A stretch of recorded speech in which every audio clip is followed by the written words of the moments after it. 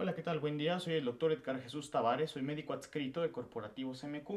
El día de hoy vamos a continuar con el mapa curricular del módulo 2 correspondiente al departamento de orinas, donde vamos a ver la segunda parte del examen general de orina. Vamos a abordar primordialmente el examen químico y el examen microscópico del sedimento. El examen químico de la orina son una serie de parámetros o analitos que se efectúan en esta muestra biológica para poder determinar la integridad o la activación de rutas metabólicas alternas y que se vean representadas con un aumento de los metabolitos a nivel de la orina o con un decremento de los mismos. De igual manera, el examen químico de la orina nos permite identificar de manera genérica infecciones de vías urinarias o incluso enfermedades crónicas como por ejemplo la diabetes o las dislipidemias. Dentro del examen general de orina, en función del examen químico, vamos a iniciar con el pH.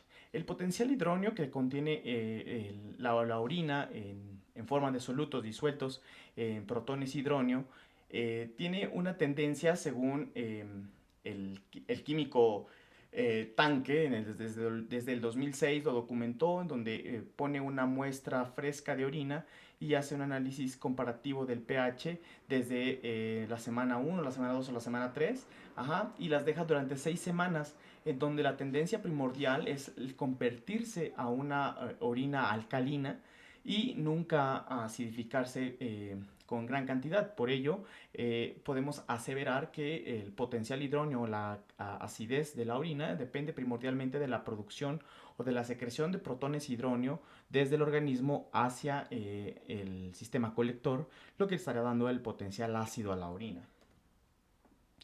En realidad los diferentes alimentos que podemos consumir desde la dieta balanceada, donde tenemos que el agua es el que tiene el pH neutro a nivel de 7, y de ahí empiezan a derivarse diferentes alimentos que pudieran tener pHs por debajo de este valor o por arriba.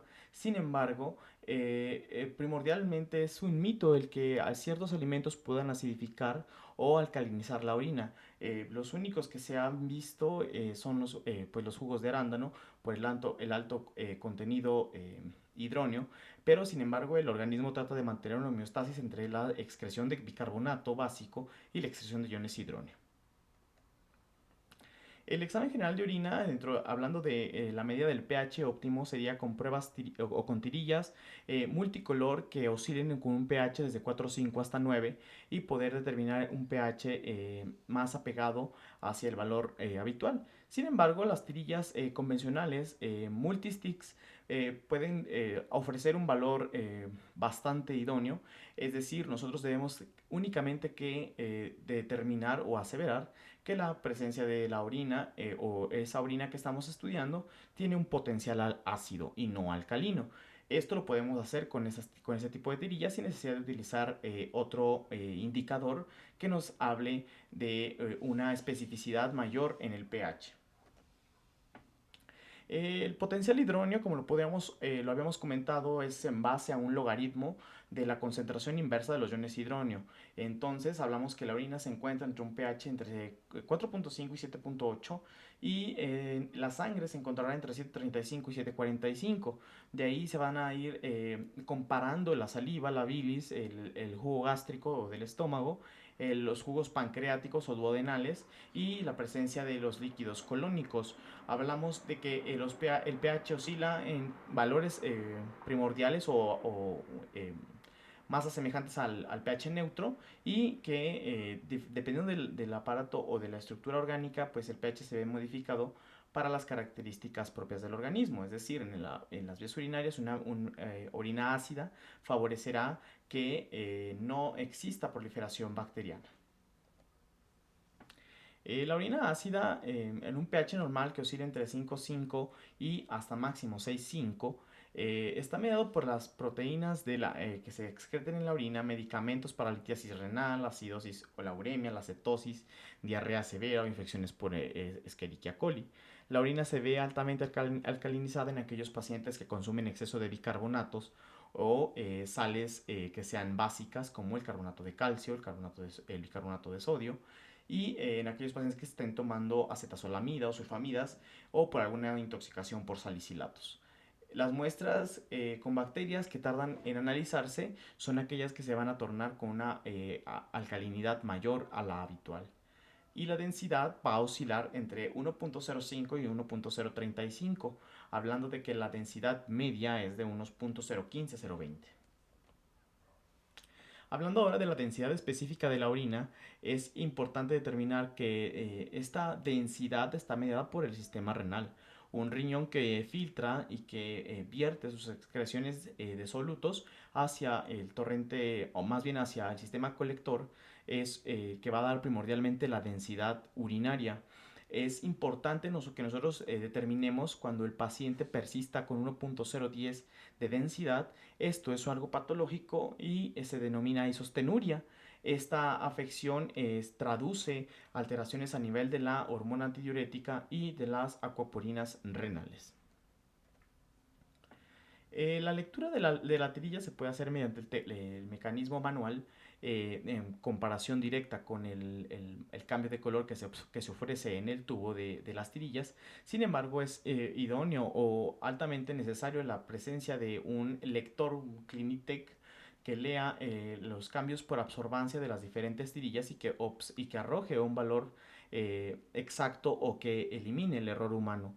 Es importante en la actualidad poder utilizar estos mecanismos. Inclusive existen algunos lectores que ya hasta pueden obtener la lectura del sedimento por espectrofotometría de masas y poder arrojar cuando existen leucocitos, bacterias o cilindros. Hablando del examen químico de la orina, vamos a abordar primero las vías metabólicas. Es importante determinar que existen diferentes vías metabólicas, hablando primordialmente de la glucosa.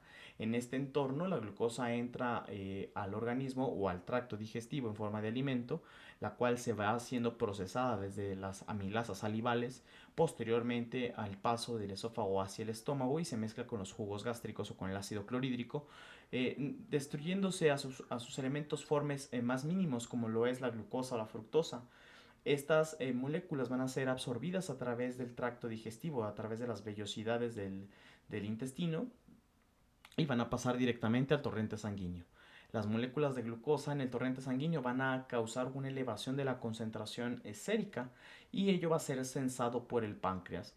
El páncreas, al detectar este incremento de glucosa, va a producir insulina. La insulina que va a ir hacia un receptor en las diferentes células del organismo, primordialmente las musculares y las hepáticas, y van a hacer una movilización de transportadores GLUT4 que van a hacer que se internalice las moléculas de glucosa hacia la célula y de esta manera disminuya la concentración plasmática.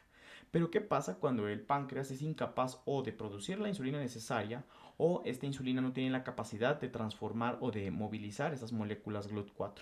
Pues la concentración en sangre se empieza a elevar y esta glucosa va a pasar a través de la cápsula de Bowman o se va a filtrar en el riñón y el umbral y va a ser reabsorbida a través de los túbulos contorneados proximales. El umbral de glucosa máxima que pueden reabsorber los túbulos es cuando la concentración está en menos de 180-200 miligramos sobre decilitro.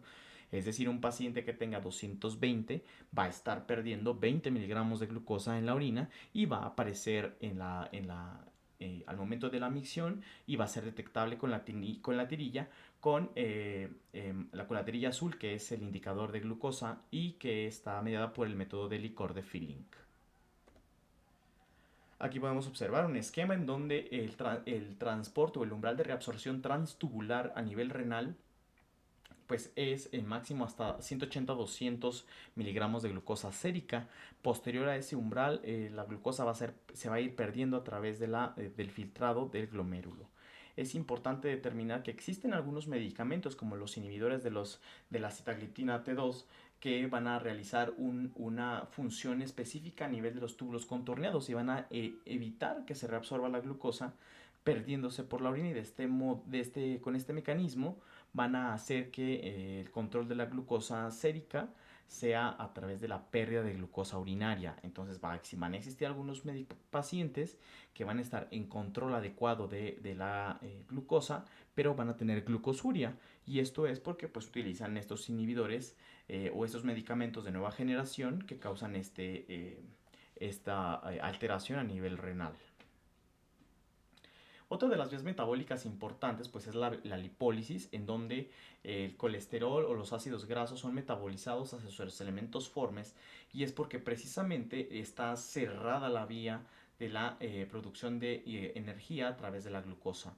El organismo es incapaz de internalizar las moléculas de glucosa y las pierde en la orina, y entonces tiene que obtener energía a través de otra vía. Esta es la vía de la beta oxidación, en donde el organismo rompe las moléculas de ácidos grasos y triacilglicerol, produciendo altas cantidades de acetilcoenzima A. La acetilcoenzima A va a entrar al ciclo de la cetogénesis. Mediante el ciclo de Krebs y la fosforilación oxidativa va a producir moléculas de ATP. Pero estas moléculas de acetilcoenzima A, al ser metabolizadas, van a generar tres estructuras importantes: dos alfa-cetoglutarato y acetoacetato y acetona. Entonces los dos primeros son útiles, y la acetona es un radical libre que va a ser eliminado en la orina en forma de cuerpos cetónicos, y lo cual va a ser detectable con la tirilla multisticks en la orina del paciente.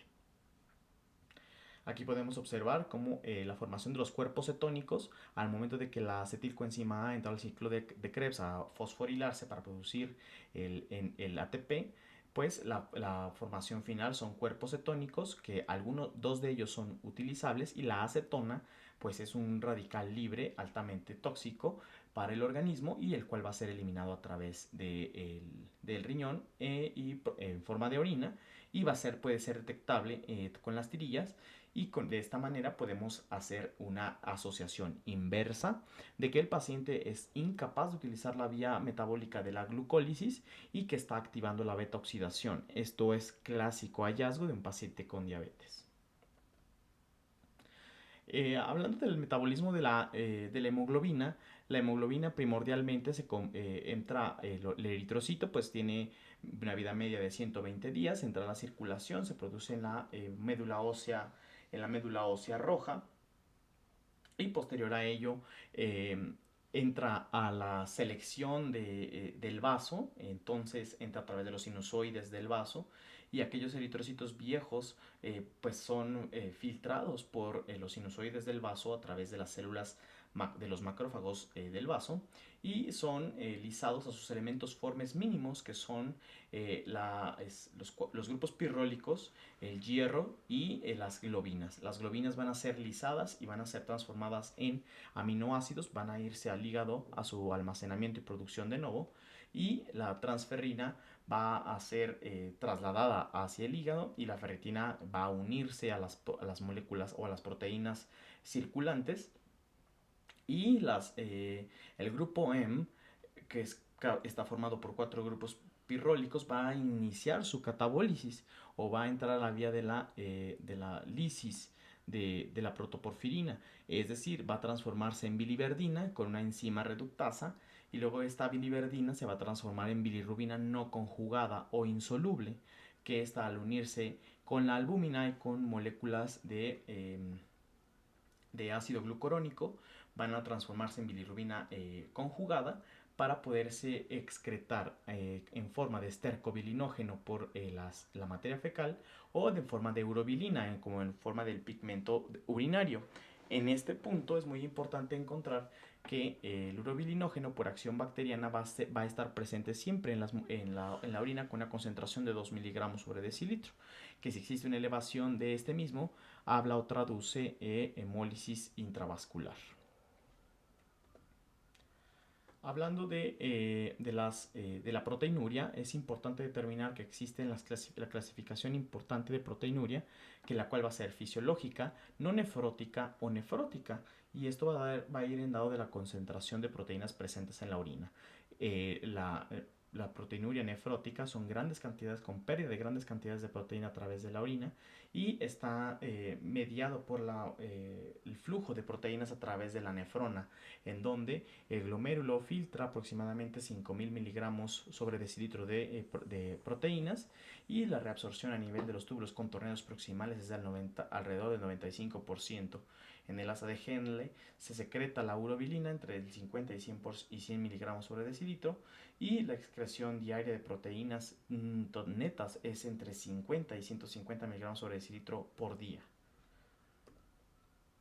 De esta manera podemos hacer la correlación según la guía de práctica clínica, como la clasificación de la lesión renal aguda y la presencia o no de proteinuria, donde tenemos que existe un incremento normal o moderado que va de entre 3 y 30 miligramos, sobre 30 miligramos por gramo de orina, y que es denominado proteinuria intermitente, proteinuria persistente y macroproteinuria o proteinuria en niveles de más de 300 miligramos sobre decilitro. La presencia de nitritos en la orina está mediada primordialmente por las bacterias gram negativas que colonizan el tracto urinario.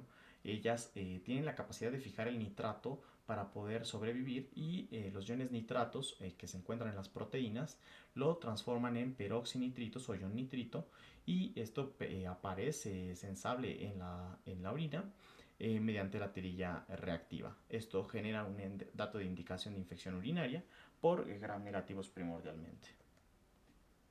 La esterasa leucocitaria es otro de los colchoncillos en los cuales se encarga de cuantificar la presencia de leucocitos en la orina, y va en relación de la reacción cromógena que produzca un cambio en la coloración de la tirilla, de que va de blanco hasta rosa, y es gracias a la esterasa leucocitaria marcada con un cromógeno, la cual se encuentra en los leucocitos, reacciona con el colchoncillo y hace una representación semi-cuantitativa del número de células que se encuentran en el tracto urinario, donde hablamos de que más de 25 células hacen significativa la prueba y que determina que existe una infección en el tracto urinario.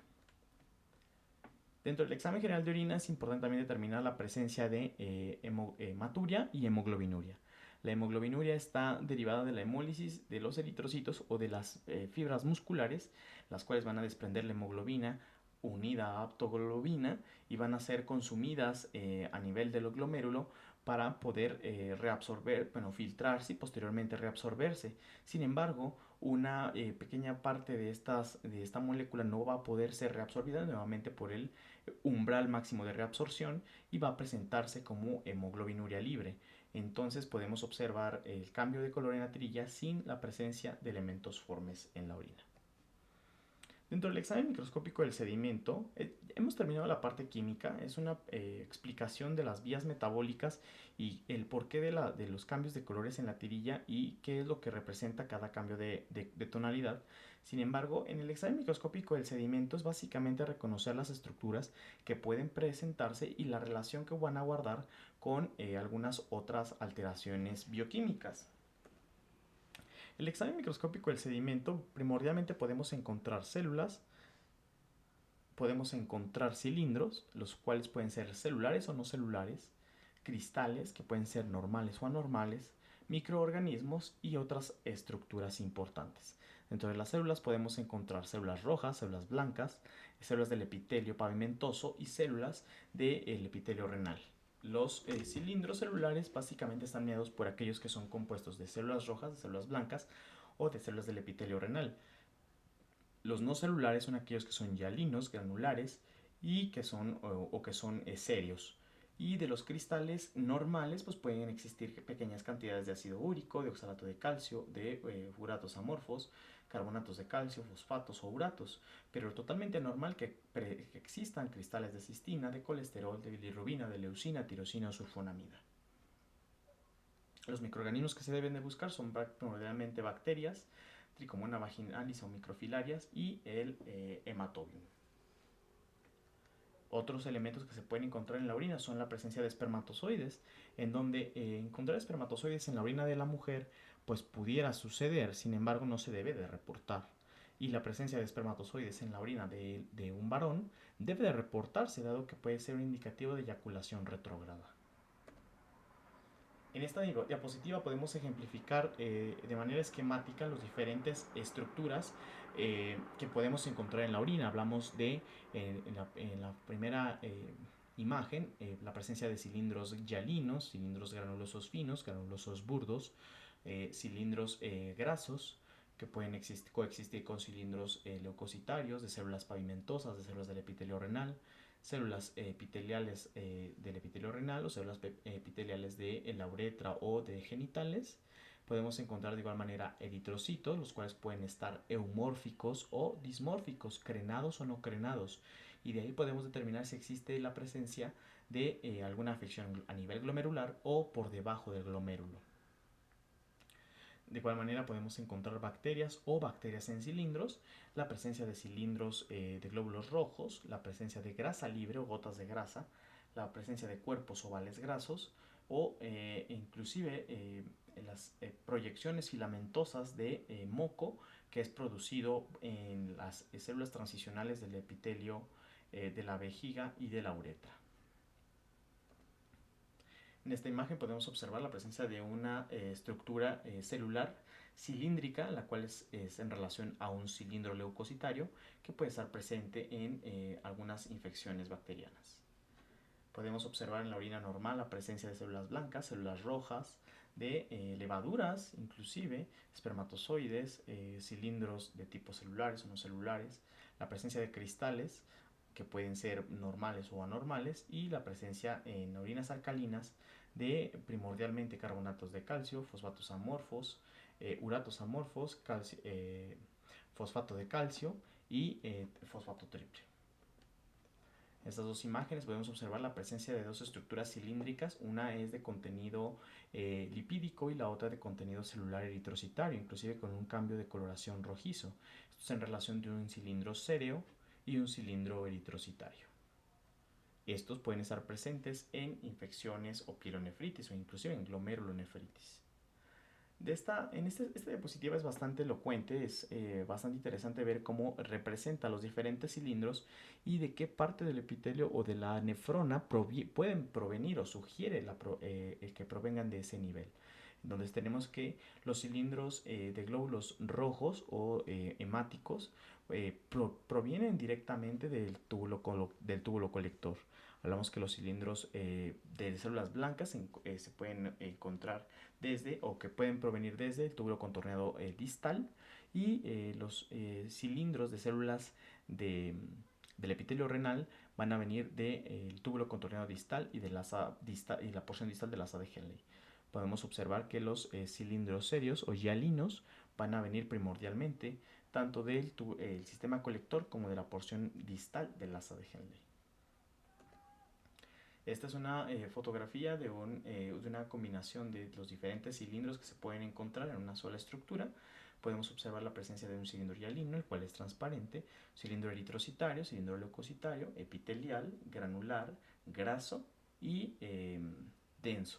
Entonces, estas estructuras pueden encontrarse en común denominador. El punto importante es la presencia de proteinuria. No puede haber proteinuria sin cilindros y no puede haber cilindros sin proteinuria. Es una ley, puesto que los cilindros es prácticamente eso, una matriz proteica a la cual se le han añadido células, estructuras bacterianas o otro tipo de contaminantes.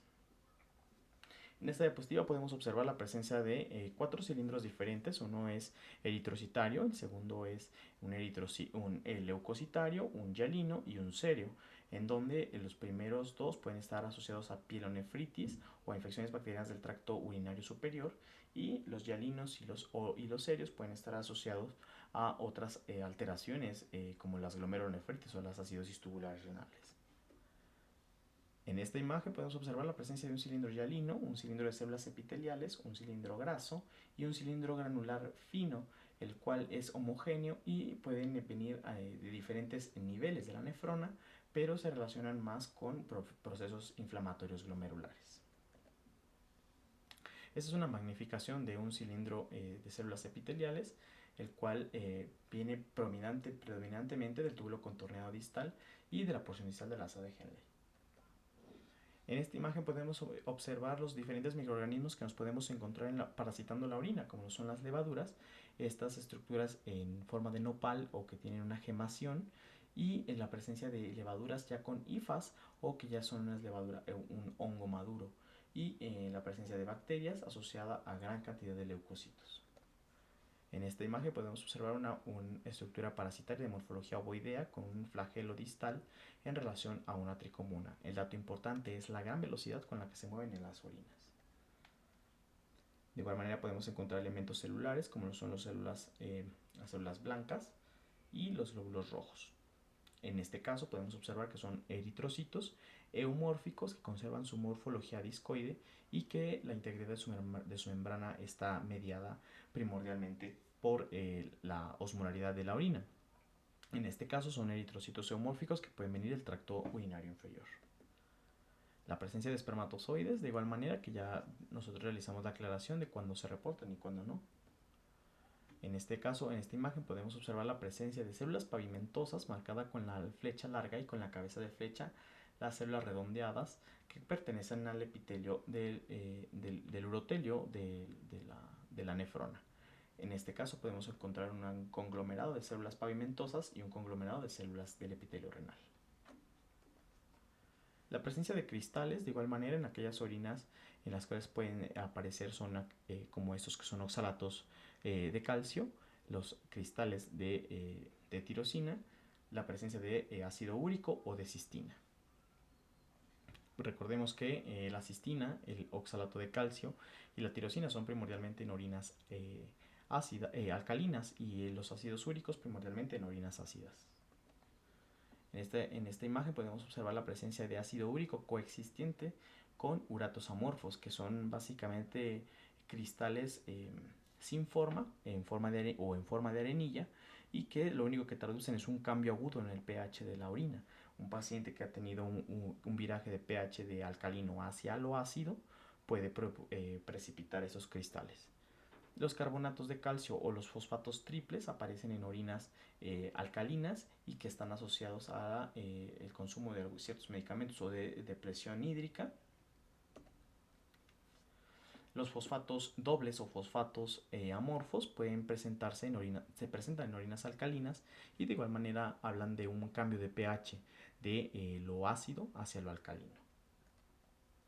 La presencia de tirosina, de isoleucina y de cistina y de colesterol son anormales directamente, pero se encuentran primordialmente en orinas alcalinas y hablan de trastornos a nivel del transporte o de la reabsorción a nivel de los túbulos contorneados. Son patógenos el observarlos en la orina, hablan o traducen alteraciones metabólicas a nivel de los túbulos contorneados proximales distales y de la asa de Henle. Y pues bueno, esto es prácticamente todo con respecto al examen físico, químico y microscópico del sedimento. La conclusión primordial es el poner suma atención en el examen microscópico del sedimento, dado que podemos encontrar innumerables estructuras que pueden ayudar a una orientación en el diagnóstico médico, pero lo más importante es ajustar los parámetros del microscopio. Es decir, un microscopio que tiene un diafragma elevado, una alta cantidad de luz, puede hacer que no observemos primordialmente los cilindros hialinos, que son los más comunes en los pacientes con proteinuria. Cuando nosotros tenemos altas dosis de luz o de fotones, en la preparación de la laminilla puede pasar desapercibido cierta cantidad de bacterias, algunas levaduras, pero lo más importante es que pasan desapercibidos los cilindros. Es importante que debemos hacer la relación entre la presencia de proteinuria y cilindruria. No pueden coexistir uno sin el otro. Entonces es importante que nosotros hagamos un ajuste en los parámetros del microscopio, regulemos la cantidad de luz, regulemos la altura del condensador y la apertura del diafragma. Estos tres parámetros nos van a dar una mayor punto de referencia para que no podamos ver estructuras pequeñas o translúcidas que se puedan perder al momento de que se haga el enfoque al microscopio. Esto es el punto más importante de la plática en relación al análisis microscópico del sedimento. Otra de las situaciones es que debemos de entender el porqué de todas las rutas metabólicas y qué desencadena la presencia o ausencia de ciertos analitos en la orina en el examen químico. Si nosotros podemos hacer la relación entre cuando un paciente con diabetes, un paciente con alguna alteración hepática pueda tener alguno de estos metabolitos en la orina, nosotros podemos de una manera categórica determinar si el paciente tiene o no una falla a nivel orgánico y que podamos reportar de manera pues elocuente lo que se ha observado. Sin embargo, si desconocemos las rutas o el por qué la presencia de esas estructuras químicas, después el reportar algo raro, por ejemplo, no, o no tan común como lo podría ser la presencia de bilirrubina o el aumento del urobilinógeno, pues si no tenemos conciencia de que un incremento en la hemólisis de eritrocitos nos va a traducir un incremento en la cantidad de urobilinógeno a nivel urinario o un incremento en la eliminación de bilirrubina que se haga presente con un colchoncillo, pues nosotros de igual manera vamos a tener la duda al reportar. Es muy importante la relación de las vías metabólicas con la presencia de los marcadores o analitos en la orina. De igual manera es muy importante la regulación de los tres parámetros al uso del microscopio. Bueno, pues esto es todo de mi parte. Soy el doctor Edgar Jesús Tavares. Nos vemos pronto.